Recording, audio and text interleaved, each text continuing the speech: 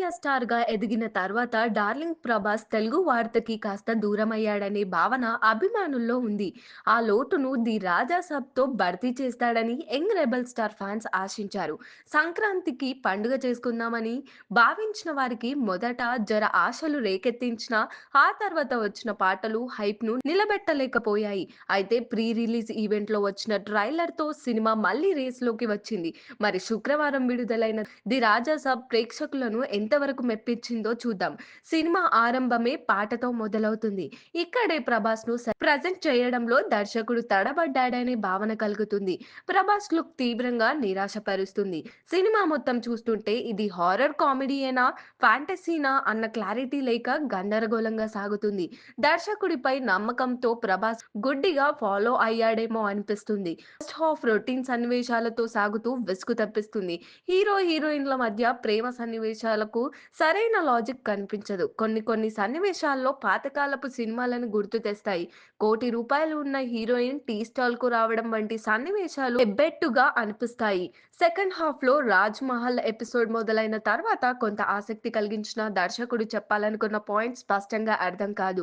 రాజ్ మహల్ లో మాయలు మంత్రాలు అంటూనే బయట నుంచి జనాలు రావడం, సెల్ ఫోన్లు వాడటం, పిజ్జాలు తినడం వంటి సీన్స్ గందరగోళాన్ని పెంచుతాయి. క్లైమాక్స్ మాత్రం సినిమాను కొంతవరకు నిలబెట్టింది.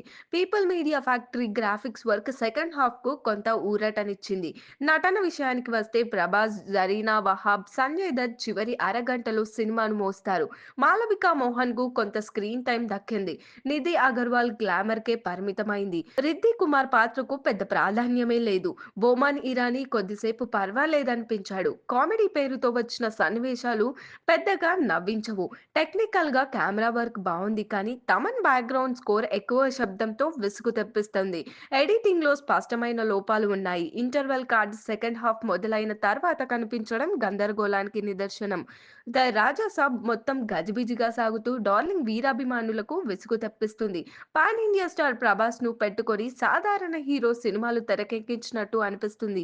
భారీ స్టార్, పెద్ద బడ్జెట్, మంచి టెక్నికల్ సపోర్ట్ ఉన్న సరైన కంటెంట్ లేకపోతే ఫలితం ఎలా ఉంటుందో ఈ సినిమా చూపిస్తుంది. సంక్రాంతికి టాలీవుడ్ కు ఇది పెద్ద ఫ్లాప్ గా నిలిచిందనే చెప్పాలి. ఈ ఫలితానికి పూర్తి బాధ్యత దర్శకుడు మారుతియే తీసుకోవాల్సింది. దీనిపైన మీ ఒపీనియన్ ఏంటో కామెంట్ చేయండి. మరిన్ని మూవీ అప్డేట్స్ కోసం చూస్తూనే ఉండండి LG entertainment. Like, share and subscribe LG TV. Thank you. LG TV की लाइक शेयर सब्सक्राइब చేయండి. Please like, share and subscribe to LG TV. Like, share, subscribe LG TV. Please subscribe to LG TV. Like, share, subscribe LG TV. Subscribe LG TV. Guys, please do subscribe LG TV. Have a good day. Thank you.